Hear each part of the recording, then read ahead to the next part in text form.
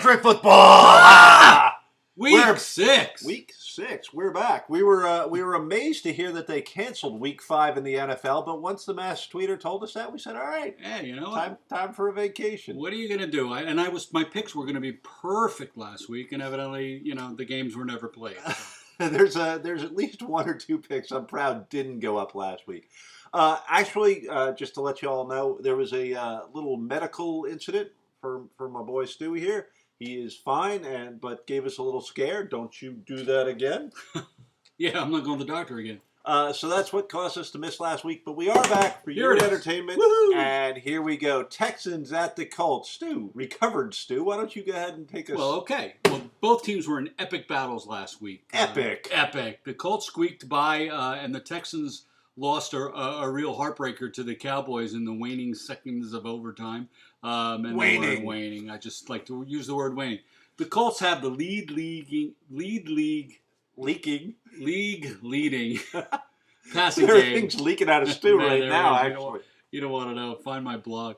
They have the league-leading passing game, and Houston is susceptible to that. So Foster finally got it going against Dallas last week, and the Colts are the slight favorites here. And I'm pretty sure the luck can kind of carve up that secondary enough, at least more than Hivo Romo did. So I'm going to say the Colts have won the last 3 in a row. Make it 4. Okay. Texans did allow the late pass to Des Bryant to set up the loss for them. Colts won 3rd in a row. Colts are on a roll. Andrew Luck is looking really good. They beat a tough Ravens team in a tight game. Mm-hmm. But for all this talk about J.J. Watt versus Andrew Luck, this may come down to Arian Foster versus Bjorn Werner from Berlin. And I actually think I'm going to pull an upset here. I don't ask me why, but I think the Texans, as you said, with Foster now running, I think they're going to be able to run on the Colts efficiently and effectively and epically, and I'm going to take the Texans. I feel like I go chalk too often. It's time to erase that blackboard. I'm taking an uppie. I'm taking an uppie. All right, Pittsburgh at Cleveland. Go ahead. Okay. You know what you need to have a great comeback like Cleveland did? A crappy first half. I mean, it's just that simple. But and the Steelers did not impress against Jacksonville at all. Let's face facts. Struggling. I like the Browns' offensive line. I actually think that they're one of the more productive offensive lines in the football right now. Mm-hmm. And I like them to be able to shut down the Steelers' pass rush. And I think they're going to ride a little Hoyer momentum. So I'm taking Cleveland at home. All right. Well, this is a real classic for the ages, this one. The teams are actually pretty evenly matched on offense, in my opinion. But the Browns are second to last in defense in the league. I don't think they can hold up to Bell and Antonio Brown and Big Ben. I just don't think they can do that. However, Cleveland's actually favored slightly in this game. But how many times can you come back from down 20 and win? Until the mighty Steelers crumble, I'm just going to go with the Pittsburgh Steelers here. Okay. Pats at Bills.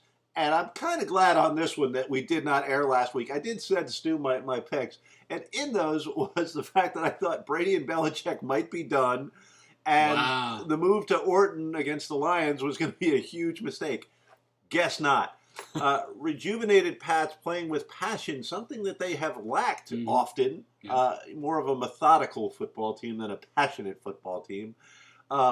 Just smacked around the supposed new strong guy on the block, the Bengals. They're never good. And, have made a believer out of me. And I don't believe in Kyle Orton as a long-term solution. A couple teams now are in that position where they're deciding about their quarterbacks that have played for 20 games. And I think it's too early. So I think the Bills overall are making a mistake with the move to Orton because you know Orton's upside. You don't know what E.J. Manuel might become with a couple more. And at 2-2, it seemed a little early. I agree. So I think the Bills are headed in the wrong direction. I think the Pats are headed in the right direction. I think Gronk looks a little healthier, though he's got about 17 different mechanical things strapped to him, but he still made some moves. Nice.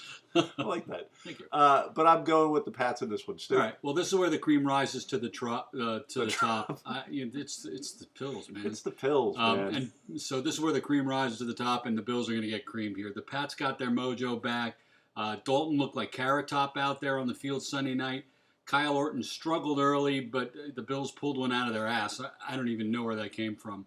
But I do know that there were 3 missed field goals by new McDonald's employee Alex Henry. The Pats stretched the wins this week and take it here. Okay, Panthers at Bengals, and I'm going to let Stu do this one for me. Cat fight! Thank you. You're welcome. Now, speaking of pulling things out of your ass, every time I think Andy Dalton is going to have a big game and really make that step to elite, he drops an anal polyp, if you know what I'm saying. You're catching on what happened to me here, right? And the same thing with the Panthers. Wapateo, I think the Panthers have made that leap, and then it just doesn't seem to happen. I know. So this one's tough for me. When I think the Panthers are out of it, big win. When I think the Panthers are going to get a big win, they leave a lot to be desired. Yep. I'm convinced the Bengals were just in the wrong place at the wrong time when the Patriots decided we're going to show everybody what we're made of. And I don't think the Panthers can rise up to that level. I do think the Bengals are an elite team this year. I do. Okay. I do. I think they're one of the top in the AFC, and I'm taking the Bengals. All right. Well, speaking of Carrot Top, Doolin Dalton comes home to, I bet, a pretty lot of booze, and since he's D-looked like the Raiders D, and Carolina's starting to put together some wins. Cam is looking better. I mean, he's healthier. He looks good, but probably not good enough here. The line is 7, which kind of surprised me. I thought it would be a closer line. I'm taking the Striped Cats in this game just because I don't think they're elite, but I think they're a much better team than Carolina. All right. Jags at Titans. Wowza, the TV ratings for this one are going to be big. Wow, I bet you that's in over 80% of the country. Charlie Whitehurst actually put up okay numbers when he came in relief. I'm going to take them based on that. I'm taking the Titans. All I don't think anyone's going to notice. I don't think anyone's going to notice my pick or this game. Yeah, no kidding. No one's noticing this show, so what's the point? Yeah, that's true too. But I'm taking the Titans. All right. I still think Bortles is going to be the shit, but the Jags are shit right now. The teams are both struggling to find an identity, and that identity for the Jaguars is probably going to be in Los Angeles. Locker's head's been bouncing on the turf again. I don't even know if he's playing yet. This is Tuesday night. And neither team has really much going for them to begin with. So I'm taking the upset here because they usually split the series, and I think it's the Jacksonville Jaguars' turn to win. They are going to get a win this season, probably. Maybe this is it. Yeah, this could be it. Packers at Dolphins. We're going to let Stu, the Dolphin fan, lead off on this one. All right. Well, we come out of the bye in 2010 and go to Lambeau Field and beat Aaron Rodgers and the Packers. So that matters. So Rodgers is looking like the old Rodgers, and Lacey stopped looking like Cagney, so I think they're in good shape. Miami gets some key returnees. It sounds like they're going to move Pouncey to right guard and not center and leave Satelli in there. Whether that helps or not, who the hell knows. But I think Aaron exploits the Miami D. The only hope is if Tiani actually finds 1 or 2 real deep throws to keep pace with that offense, and then Lamar Miller and maybe No Sean. I don't know if he's playing, but maybe they can rack up a bunch of yards. They've been very good running the ball. I just don't see it, though. I'm taking the Pack. Yeah, relax. Don't do it. If Stu wants to go with the Dolphins, relax. Don't do it. When you want to pick the Dolphins. The Packers' offense has come to life. It's fairly helpful when you have Jordy Nelson, and I like the Cagney and Lacey reference, but Eddie Lacy is a huge difference. And early on in the season, I expected them to sort of morph into a running team. Mm-hmm. Maybe that's going to start happening here. I don't see a way that the Dolphins win in 2010 influences their coming back from the bye on this one. Give me the Packs to continue their run. All right. Lions and Vikings, we know where we're going with that one, Steve. All right. Watching my Vikings on Thursday night was like having an anal polyp removed without any anesthesia. You see what he did there. Yeah, you see what I did there. The Lions did come up short against the Bills, but, even if Bridgewater is able to play, and I'm not even sure of his status at this point, we clearly blew a first-round pick on Christian Ponder, who is bad enough now that he's probably untradeable. What cracked me up, and I sent this to Stu, was and I go to the analysis of the game to get ready for y'all, and the first thing I see is Christian Ponder highlights, and I think, Damn, that's going to be a short video. That's from 3 years ago. No, it was from that game. I don't know whoever is. Christian Ponder's mother must be the video editor at NFL.com because in front of all the Jordy Nelson and Eddie Lacy highlights was Christian Ponder highlights. Big giant thing. And I thought to myself, are there any? Like, would I hit play and it just wouldn't do anything? Yeah. We've got a depleted offense. Our defense was less than stout, and I don't see any way that we match up with the Lions, even at home. If Teddy's playing, I'm going to take Minnesota just because he gives that spark. But if he's not playing, I'm taking Detroit. The Lions, look what the Lions did, man. Come on. They couldn't. They couldn't get one of 3 field goals through in regulation. It was awful. I would like to get excited about Teddy Bridgewater, but I don't. I'm not going to base that on one game, and he's already been injured. I want to see that. Obviously, I want. Well, you have no chance without Teddy. Yes, and I do want to see them come out, and I'd love to see them put a win on the Lions. But you're downgrading a very good Lions defense, and you're giving way too much credit to a completely inept and depleted Vikings offense right now. I mean, Adrian Peterson, we know. Kyle Rudolph, there's not much there right now. No, I agree, but I don't know.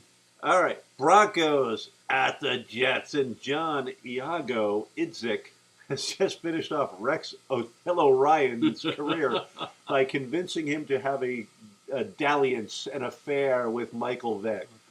Oh my! Oh, and by the way, Jarrett Johnson's hit on Geno Smith, where the helmet went popping off. Oh, I didn't see it because I don't watch Jets games. We used to celebrate those kind of hits, and now we throw flags on them and call them unnecessary roughness. He hit him in the chest. I know. What is it? Oh, I did see that. Yeah, he hit him in the chest. What is a linebacker supposed to do? If you can't hit him here, where are you going to hit him?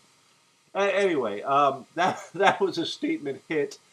Geno Smith's body language after the benching with the towel wrapped around him didn't say, I'm a guy that's going to come back from this, learn, and come back strong. And my God, look at what Peyton Manning's doing. He's at what, 503 now in the touchdowns? He lit up a good Cardinals defense. There's a chance he'll tie Brett Favre this week.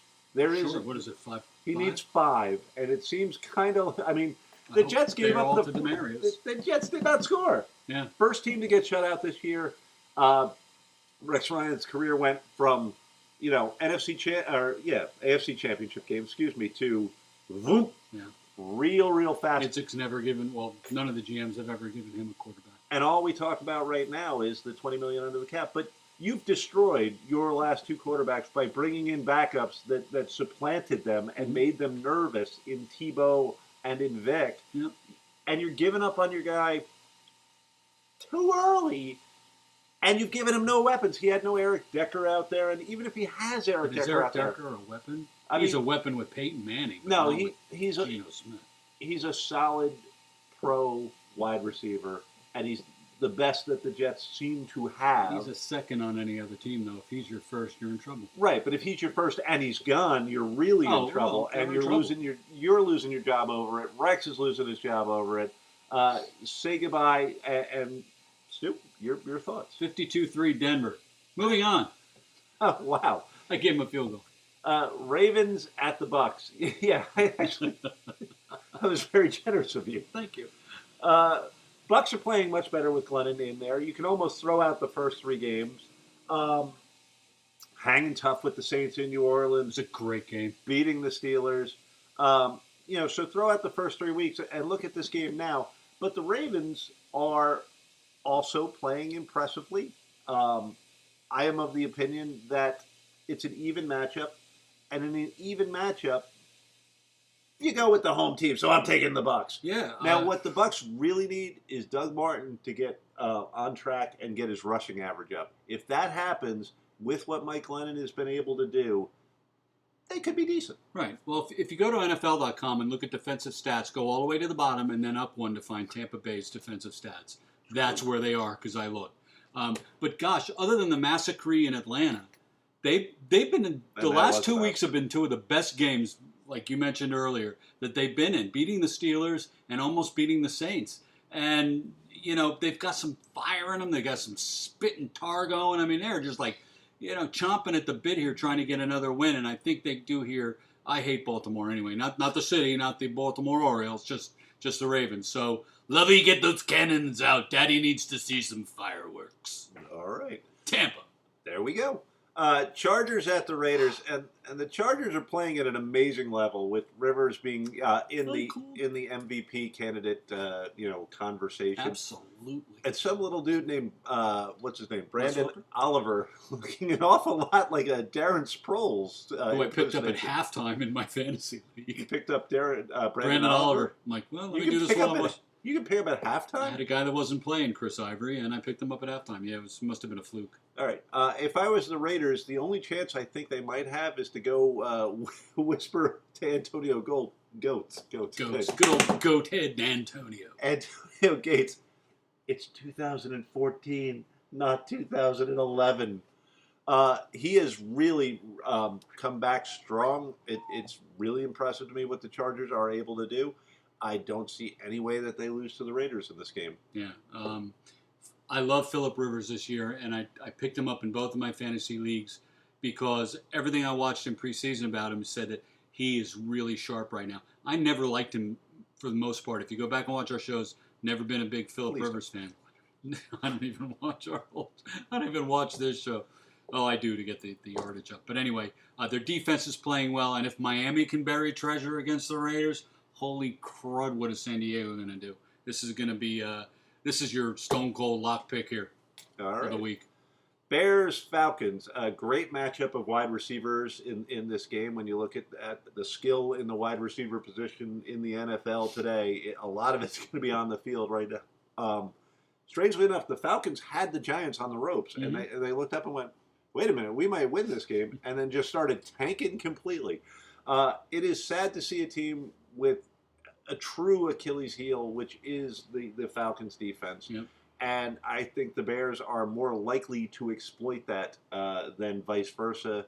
Give me the Bears in this one. Yeah, Mike Smith says there's a lot of football left this season, and that's what losers say. There's a lot of football left this season. I don't think there's a lot of football left this season for him. They can't beat the good teams. Matty Ice, where does he get that freaking moniker from? Yeah, because in the big spotlight. Where in the name of Goodell's hammer did he get that? I guess because by the fourth quarter, the teams are usually icing Atlanta. Jackson was a terrible signing. There's no run game to support him. I'll grant you that. But I think he really misses Tony Gonzalez this year. It was someone that he could always go to, and he doesn't have that guy right now. On the flip side, you have the Bears, which Jay Cutler shows up each week. That's basically how they play. Is it the good Jay Cutler or the evil Jay Cutler? I'm going to take the home team to win a close game here, even though the Falcons are 29th on defense. And that's after humiliating the Bucs, like 52-7 or whatever the score was. So can you imagine? They're 29th with a blowout of epic proportion. But I'm taking the Falcons. So the Falcons are really bad, and Stu's taking them. Yeah, because wishy-washy Cutler. Okay. I don't know. That's reasonable. Cowboys versus the Seahawks. And it seems like my hatred for Dallas has fueled them into a bit of a revival. But you put Tony Romo in a big game, and just like Matty Ice, he tends to melt. Yeah. He's in a big one coming up. They are fighting for the division lead. They could make a real statement that they're a true, it ain't going to happen. If you watch Seattle's first drive on Monday night, it was about as effortless of a drive as you'll ever see. Russell Wilson is in complete control of his decision-making, and I'm going to take Seattle by myrtleization. They're home. Take them. Seattle. They're pretty simple. That's it. That's my notes. All right, we're going to force you to do a little more than that with the Redskins at the Cardinals. All right. You go. Well, a landscaper from Scottsdale is now quarterbacking the Cardinals, but Little Ellington can be a nice little spark that this team needs. Kirk Cousins, to me, is a dog. Is RG3 back this week? I don't know. He was on the sidelines in the game last night. Is Patrick Peterson going to play? There's a lot of things at odds in this game that you don't know yet on a Tuesday. This is the home team here in a game between what is now, to me, also Rams. And I was really high on Arizona at the beginning of the season, but they're starting to look like a 500 team at best. unless Carson Palmer plays, they might as well have Carson from Downton Abbey at quarterback. Don't watch it. Don't know what to say about that, folks. Agree with you on Ellington. He's lightning in a bottle. He's a little hit or miss, but when he does hit, it can be a hit. It can be a big play. Accidentally said the name of the Washington team instead of calling them the racially insensitive. So take a check off for me. Does the health of the Cardinals secondary really is important to this game? Deshaun Jackson being a huge part of what the Redskins were able to do on Monday night. I like the Cards. I like them in a low-scoring game. That assumes that the Cardinals secondary is healthy enough to field the players that can limit Kirk Cousins. Yeah, Patrick Peterson not playing, it could be huge. Come in. Who is it? Sorry, the 1970s fridge occasionally likes to speak up here in the Cosmo Club. Giants, Eagles, and man, somebody needs to block Trey Burton for the Giants because if I'm not wrong, he's blocked a couple of punts in a row that have turned into touchdowns. He's number 47, Giants special teamers. Look for him and hit him. And I am going to do a little rant. Stu asked me, was I going to rant? And I said, no, I got nothing. I got a little rant. Here we go. Here's what bothers me.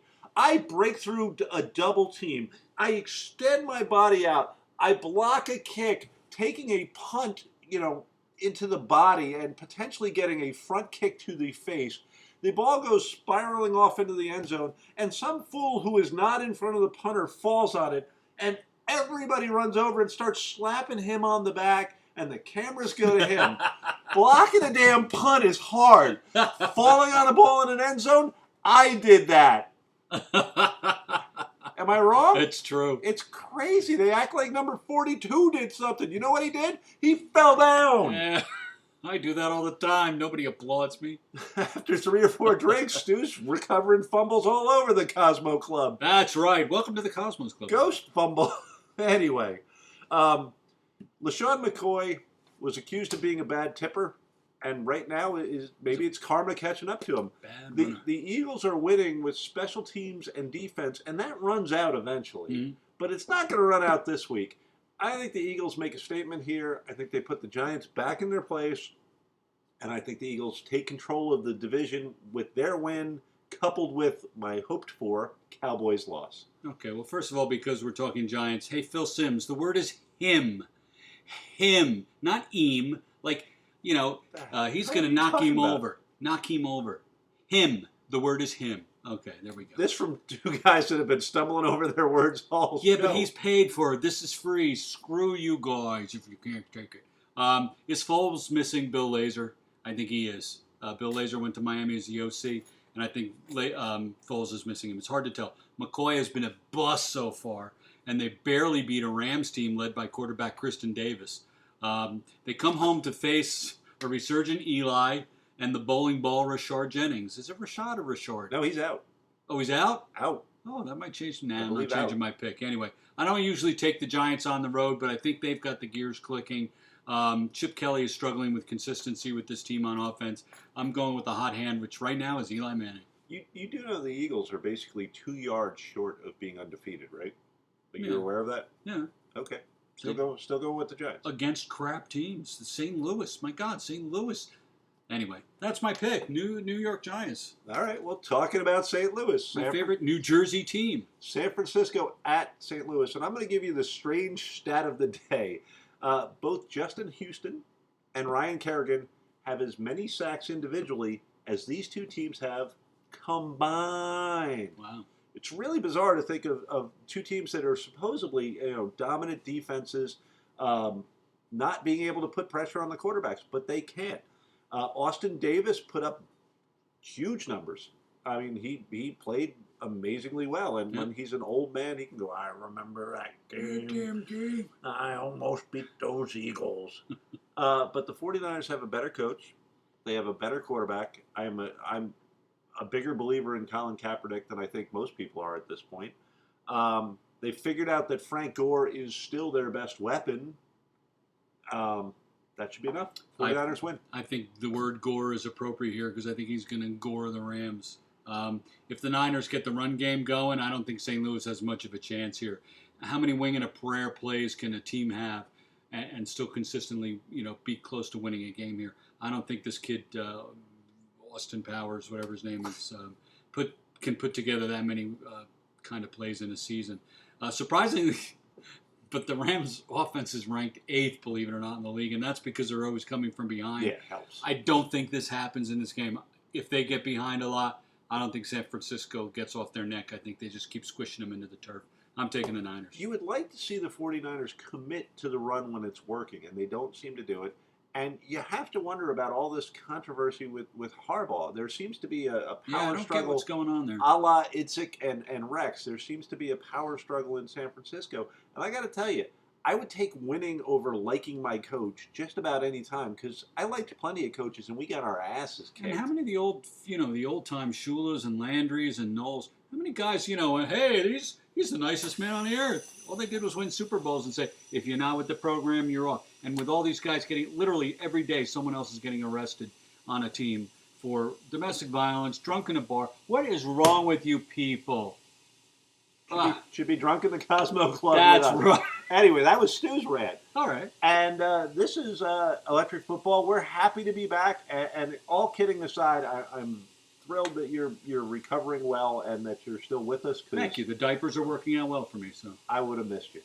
Anyway, I'm Steve Brown. See you next week, Stu Pace for Electric Football. We'll see you Sunday.